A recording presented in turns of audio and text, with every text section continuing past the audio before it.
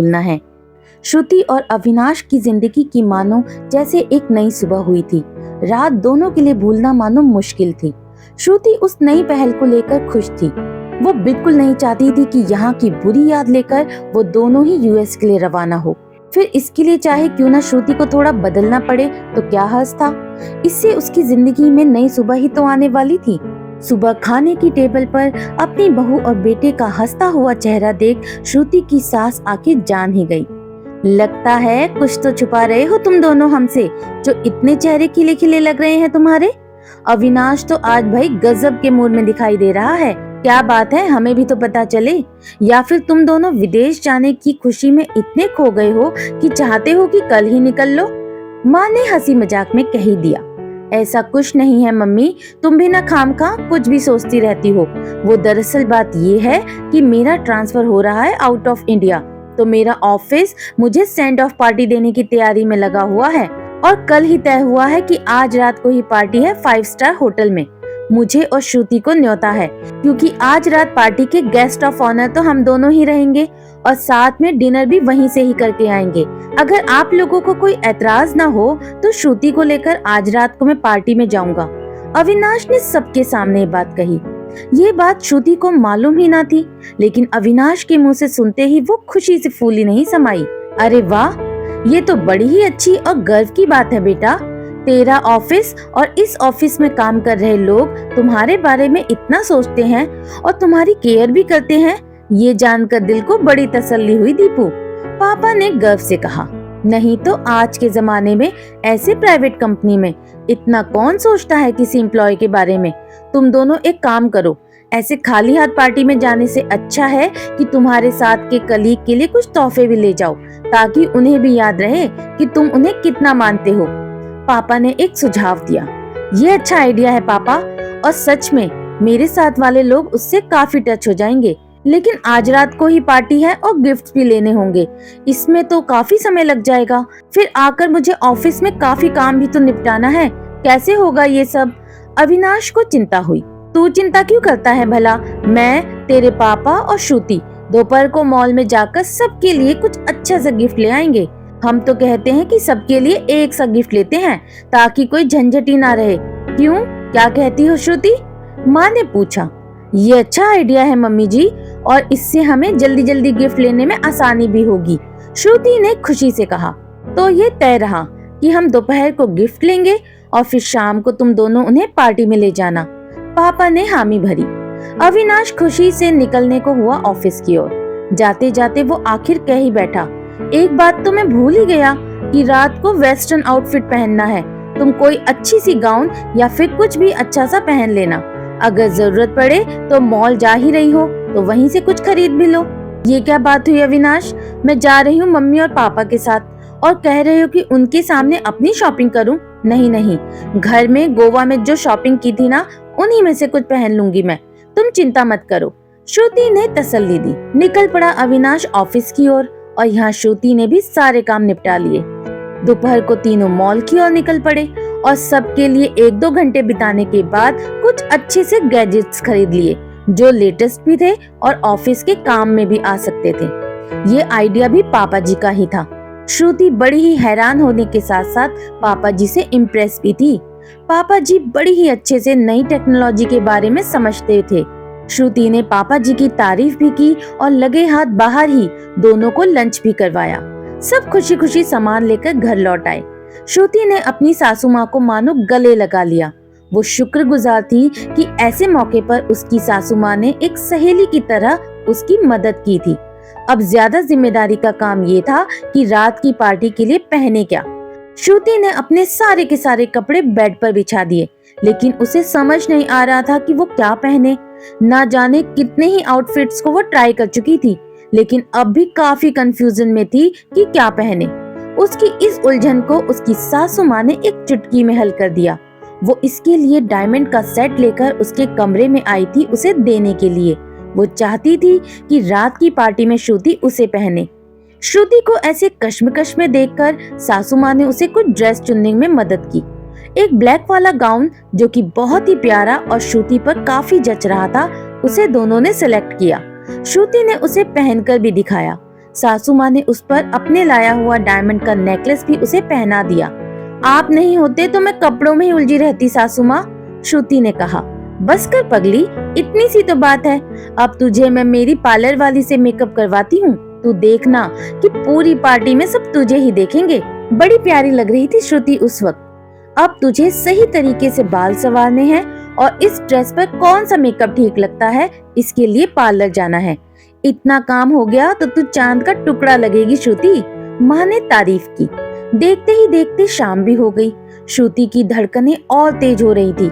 वैसे ऑफिस के लोगों के साथ उसकी मुलाकात रिसेप्शन के दौरान हो ही गई थी, लेकिन उस दिन कहाँ इतनी बातचीत होती है। वो दिन भी तो उसका ही था ना, वो आखिर दुल्हन ही तो थी। उसे आज तसल्ली से सबके साथ मिलना और बोलना होने वाला था। ठीक समय पर शाम को 5 बजे सासू माँ की पार्लर की लड़की आ धमकी। उसने आते ही श्रुति पर काबू कर लिया। पहले तो उसने श्रुति का ड्रेस देखा और उसके हिसाब से अपने नोटपैड पर उसकी हेयर स्टाइल चूज की। हेयर स्टाइल के अनुसार श्रुति को बालों का पूरा मेकओवर करना बाकी था। उसके लिए उसे 1-2 घंटे तो लगने ही वाले थे। उसके बाद वो उसका स्मोकी आंखों का मेकअप करने से लेकर उसके चेहरे का भी मेकअप करना था। साथ ही उसके गले का, कंधे का और कितना पार्ट बॉडी का खुला रहने वाला था, उसको भी मेकअप से ढकना बाकी था। एक एक करके इन सब चीजों पर 3 घंटे तो लगने बाकी थे। तब तक अविनाश का आना भी तय था और फिर उसे जो खुशी मिलेगी वो भी अलग थी। श्रुति और उसके लिए आई हुई लड़की अपने काम में लग गई और देखते ही देखते 3 घंटे कैसे निकल गए इसका पता दोनों को भी न चला। सासू माँ ने नौकरों के हाथों रात का खाना भी बना डाला और वो श्रुति को देखने के लिए बेताब थी। श्रुति जल्दी ही गाउन और ज्वेलरी पहन निकल आई। उसे देखते ही सासू माँ की आंखें धरी की धरी रह गई। पार्लर वाली ने अपना काम बहुत अच्छा किया था और सबको खुश कर दिया था। श्रुति जो वैसे भी सुंदर थी ही, लेकिन इस वेस्टर्न आउटफिट में तो और भी निकल कर आ रही थी। हाय, कितनी प्यारी और सोनी लग रही है तू श्रुति मेरी बच्ची। कहीं मेरी ही नजर न लग जाए मेरी बच्ची को। रुक, टोटका करना होगा तुझ पर, नहीं तो काला टीका तो भी लगाना ही पड़ेगा। तुझे किसी भी बाहर के लोगों की बुरी नजर न लगे, इसलिए अभी ही काजल का टीका लगा देती हूँ। साथ में साईं बाबा जी का अंगारा की पुड़िया भी अपने पर्स में रख ले श्रुति। साईं बाबा का आशीर्वाद हमेशा मेरे बच्चों के ऊपर रहे और बुरी नजर न लगे उनको, बस यही चाहती हूँ मैं। सासू माँ ने उसकी नजर उतारी। मम्मी जी, आपको सच में मैं ऐसे कपड़े पहनूं तो कोई ऐतराज तो नहीं है ना? श्रुति ने अपने मन की बात कह दी। जैसे मेरी पलक वैसे ही तू है श्रुति। पलक को कभी भी टोका है क्या किसी भी कपड़े के लिए जो मैं तुझे टोकूं भला? सासू माँ ने उसे समझाया। सासू माँ ने श्रुति को मानो गले ही लगा लिया। पलक दिन भर से गायब ही थी। वो एक तो साहिल से मिलने गई होगी या फिर साहिल की आज तो खैर नहीं थी। अगर गलती से भी वो कानपुर की ओर निकल लिया तो फिर उसकी तो शामत आने वाली थी, वो अलग। जब से पलक ने उसकी कानपुर जाने की बात सुनी थी तब से पलक मानो वॉल्केनो बनी घूम रही थी। सुबह से लड़की काम से निकली थी, वो अब तक गायब थी। आज पलक होती तो श्रुति को जरूर कोई टिप्स भी देती। ऐसा पहली बार हो रहा था कि श्रुति किसी 5 स्टार की पार्टी को अटेंड कर रही थी। आखिरी और पहली बार तो वो शादी से पहले राहुल के साथ ही डिनर डेट के लिए गई थी ऐसे होटल में, लेकिन वहाँ भी क्या स्यापा हुआ था ये तो सब जानते थे। वहाँ अविनाश और मोना डार्लिंग ने सारा का सारा मूड खराब कर दिया था उसका। अब की बात सब ठीक चल रहा था तो कोई ना कोई तो चाहिए ही था कि उसे 2 मीठे बोल और एटिकेट समझा दे ऐसी पार्टियों के, जैसे कि कैसे बिहेव करना है, कितना खाना है, किसी के साथ अगर डांस करना है तो कैसे करना है, किसी बड़े व्यक्ति या अविनाश के बॉस या सीनियर पर्सन से मिलना हो और कुछ बातें करनी हो तो कैसे करना है। ये सारी बातों की जानकारी बेहद जरूरी थी श्रुति को देने के लिए। सासू माँ रात को इस बारे में अविनाश से बात कर लेती, लेकिन उनके बेटे ने ये पार्टी वाला बम ब्लास्ट भी तो सुबह ऑफिस जाते जाते ही किया था। अब जो कुछ समझा सकता था वो अविनाश ही था। अगर सासू माँ ये बातें बताए और इसका गलत मतलब श्रुति निकाले तो बात बिगड़ भी सकती थी। श्रुति पहले से ही बड़े ही खुशी और आनंद के मूड में थी। उससे ऐसी बातें करके वो उसका अच्छा खासा मूड कतई बिगाड़ना नहीं चाहती थी। सासू माँ ने श्रुति को कुछ चटर पटर खाने की सलाह दी। क्योंकि वहाँ पार्टी में खाना हो सकता था कि रात को देर से मिले और सबके साथ खाते समय हो सकता है उसकी भूख भी न मिटे। तू मेरे कमरे में जाकर थोड़ा सा नाश्ता कर ले बेटा, ताकि तुझे वहाँ जाते ही भूख ना लगे। श्रुति को ये आइडिया काफी पसंद आया। घर में जो नमकीन और मिठाई थी वो एक प्लेट में लेकर उसने बेडरूम में जाकर आराम से खाने में लग गई। अविनाश ऑफिस से तो निकल चुका था, लेकिन उसे आने में अभी काफी देर थी। श्रुति आराम से खाना खाते खाते अपने ही ख्यालों में डूबी हुई थी। उसे लगा जैसे अविनाश के साथ वो होटल के गेट पर आ चुकी है। चौकीदार ने गाड़ी की चाबी उनसे लेते हुए गाड़ी को पार्क किया। वो दोनों हस्बैंड वाइफ बड़ी ही सादगी से एक एक करके सीढ़ी चढ़ते हुए होटल के मेन दरवाजे पर आए। वहां के दरबान ने मानो उन दोनों को सलाम करते हुए उनके लिए दरवाजा खोला। अंदर आते ही होटल का नजारा मानो देखने लायक था। कितना बड़ा सा हॉल, और उस हॉल में न जाने कौन से महल से झूमर उठाकर वहां लटका दिए थे। अविनाश ने उसे एक जगह सोफे पर बिठाकर रिसेप्शन की ओर प्रस्थान किया। रिसेप्शन की ओर जाते हुए तो श्रुति को दिखा अविनाश, और फिर श्रुति अपने ही ख्यालों में खो गई। आज तो चार चांद लगा दूंगी इस पार्टी में। मैं अविनाश को किसी भी चीज या गलती का मौका नहीं दूंगी। सब मुझे देखकर यही कहेंगे कि अविनाश की वाइफ हाय कितनी प्यारी है, बिल्कुल made for each other couple है। मुझे तो अपने आप पे ही बड़ा गर्व महसूस हो रहा है कि क्या खाकर मेरी माँ ने मुझे पैदा किया जो मैं इतनी सुंदर लग रही हूँ। होटल के वेटर से लेकर हर बंदा मुझे ही घूरे जा रहा है, जैसे कि मैं कोई बहुत बड़ी सेलिब्रिटी हूँ। कितनी शर्म आ रही है मुझे, और मैं खुद को छुपाऊं तो छुपाऊं कहाँ। इतने में एक वेटर वेलकम ड्रिंक और कुछ स्टार्टर ले आया उसके सामने। बड़ी सादगी से उसने मुस्कुराते हुए मना कर दिया, लेकिन वेटर भी बड़ा ढीठ था मानो। मैम, ये फ्री है और इसके चार्जेस नहीं है, आप जितना चाहें उतना खा सकती हैं, उसने बड़ी ही अदब से कहा। श्रुति देख रही थी कि अविनाश को आने में अभी काफी देर है। क्या हो जाएगा अगर थोड़ा सा कोल्ड ड्रिंक और हरा भरा कबाब में खा लूं तो। वेटर को हामी भरते हुए कुछ टिश्यू पेपर में कबाब लेकर श्रुति ने खाना शुरू किया। कबाब पर उसने भर भर कर चटनी ली थी, जो गलती से थोड़ी सी उसके गाउन पर गिर गई। उसे धोने के लिए उसने कोल्ड ड्रिंक का सहारा लिया और यही स्यापा हो गया। चटनी तो निकली नहीं, लेकिन कोल्ड ड्रिंक गिर गया गाउन पर सो अलग। इतना कुछ होने में और अविनाश के आने में मानो एक सा टाइम हो गया। ये क्या है श्रुति, अकल नहीं है तुम्हें? ये थोड़े से कबाब और कोल्ड ड्रिंक के लिए तुमने अपनी ड्रेस खराब कर दिया। वहाँ हमारे नाम की अनाउंसमेंट हो चुकी है और मैं तुम्हें लेने आया था, लेकिन तुमने सब गड़बड़ कर दी। दिखा दी ना छोटे शहरों वाली हरकत। तुम कहीं ले जाने के काबिल ही नहीं हो। इतनी पढ़ी लिखी हो, नौकरी कर चुकी हो, लेकिन तुम्हें ऐसे होटल में कैसे बर्ताव करते हैं ये नहीं अब तक किसी ने सिखाया। तुम यहाँ ऐसी गलती कर सकती हो तो तुम्हें यूएस कैसे ले जाऊं मैं श्रुति। अविनाश मानो रुकने का नाम नहीं ले रहा था, और उधर इतनी बातें सुनकर श्रुति ने रोना शुरू कर दिया। रोने से उसकी लेंसेज बिगड़ गई, और कितना स्मोकी मेकअप किया था पार्लर वाली ने, वो धीरे धीरे आंखों से गालों पर छलकने लगा। अब मेकअप तो वाटरप्रूफ कहा था उस लड़की ने, और ऐसे कैसे उतर सकता है गालों पर भला। ये तो बेईमानी हुई ना, इतने पैसे ले लिए और मेकअप भी ठीक ढंग से नहीं करवाया। श्रुति का चेहरा मानो डायन से कुछ कम नहीं लग रहा था। उसकी ये हालत देख मानो अविनाश की और सटक गई। अब रोने से तुम और काम तमाम कर रही हो पागल लड़की। तुम्हें मेकअप का भी ज्ञान नहीं है कि ऐसे वक्त क्या किया जाता है। मुझे अफसोस हो रहा है श्रुति कि मैंने तुम्हें यहाँ इस पार्टी में लेकर आने का प्रोग्राम बनाया। मुझे तुम्हें लेकर ही नहीं आना चाहिए था। अब ये पैसे लो और अभी के अभी यहाँ से घर की ओर रवाना हो जाओ, इससे पहले कि तुम्हें कोई देखे और मेरी इज्जत का फालूदा हो जाए। चली जाओ श्रुति यहाँ से। अविनाश चिल्ला रहा था। सुन रही हो ना तुम श्रुति, सुन रही हो ना तुम श्रुति, सुनती हो? कहाँ खो गई हो तुम श्रुति? कब से आवाजें लगा रहा हूँ तुम्हें, और तुम कहाँ किस ख्यालों में खोई हुई हो। अविनाश ने उसे मानो किसी बुरे सपने से जगा दिया हो। क्या हुआ तुम्हें? ऐसी घबराई हुई क्यों हो तुम श्रुति? अविनाश, मुझे माफ कर दो प्लीज। मैं आगे से आपसे पूछे बगैर कुछ नहीं खाऊंगी। खाऊंगी क्या, पानी तक नहीं पीऊंगी। लेकिन मुझे ऐसे धक्के मारकर अपनी पार्टी से मत निकालिए। मैं वॉशरूम जाकर कुछ करती हूँ कि ये दाग कैसे निकल सकते हैं। मुझे बस कुछ मिनट का समय दे दीजिए, लेकिन अकेले मत जाइए मुझे छोड़कर। देखो ना, रोना भी नहीं आ रहा है। श्रुति ने बड़ी ही उदासीनता से कहा, क्या अभी से तुमने शराब पी रखी है क्या श्रुति? कहाँ खोई हुई हो और ये किसका सपना देखे जा रही हो? तुम अभी से होटल और पार्टी में पहुंच भी गई और वहाँ क्या सपने में तुमने कोई हंगामा या स्यापा भी कर दिया? बड़ी ढीठ हो इस मामले में तुम। घर से ही कैसी कैसी प्लानिंग शुरू कर दी तुमने कि मुझे किस तरीके से तंग करना है। जागो मेरी एमजे, जागो।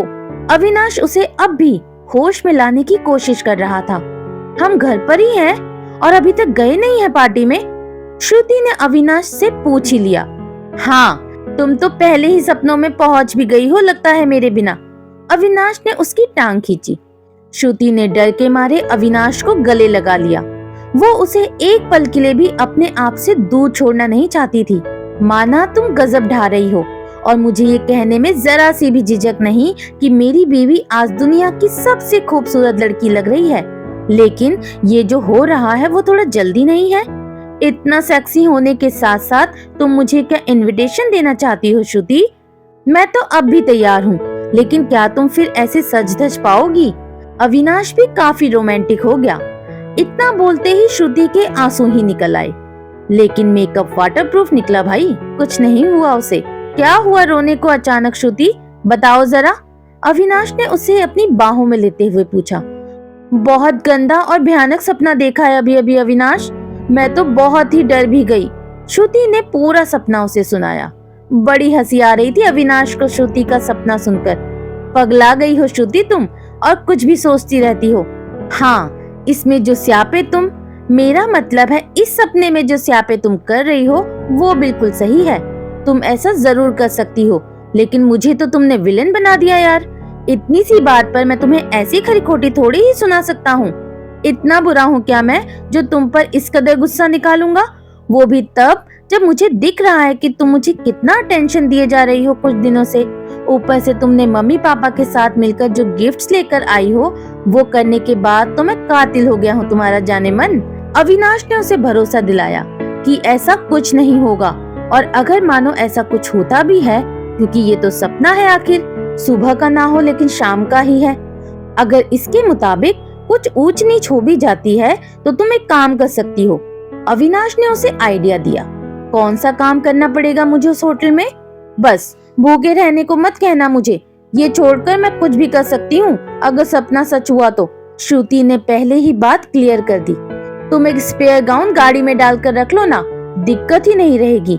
अगर तुम्हारा ड्रेस बिगड़ गया तो तुम चेंज कर लेना, इससे घर जाने की जरूरत नहीं होगी और पार्टी भी एंजॉय कर सकती हो। क्यों, कैसा आइडिया है?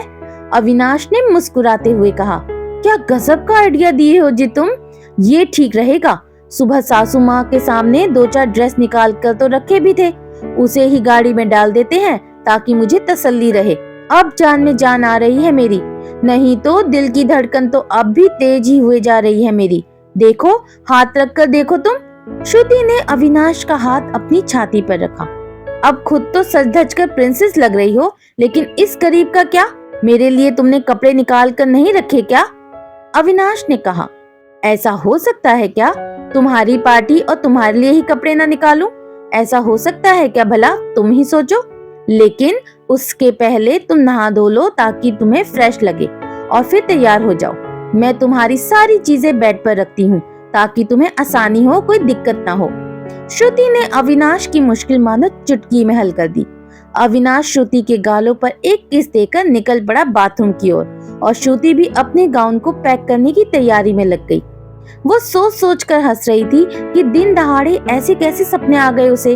कौन कर सकता है उसकी पार्टी को स्पॉइल भला? अब तो सब कुछ ठीक चल रहा है और अविनाश भी कितने अच्छे मूड में है। आज रात को तो बस एंजॉय ही करना है और बाकी कुछ नहीं। श्रुति लग गई अपने कामों में। अब आगे क्या होगा दोस्तों? क्या सच में श्रुति का सपना सच होगा या वो सिर्फ उसका एक वहम बनकर रह जाएगा? लेकिन ये मत भूलना कि जहाँ श्रुति है वहाँ गड़बड़ तो जरूर है। तो आगे श्रुति और अविनाश के साथ क्या क्या होने वाला है, ये जानने के लिए बने रहिए मेरे यानी कि आराधना वॉइस के साथ। दोस्तों, आप सबकी डिमांड को देखते हुए आज मैंने इस कहानी को रिटर्न में भी लिखा है। आई होप आप सबको बहुत पसंद आएगा। आज की कहानी का ये पार्ट आपको कैसा लगा मुझे कमेंट करके जरूर बताइएगा। बहुत जल्द मिलती हूँ इस कहानी के अगले भाग में। तब तक के लिए बाय बाय।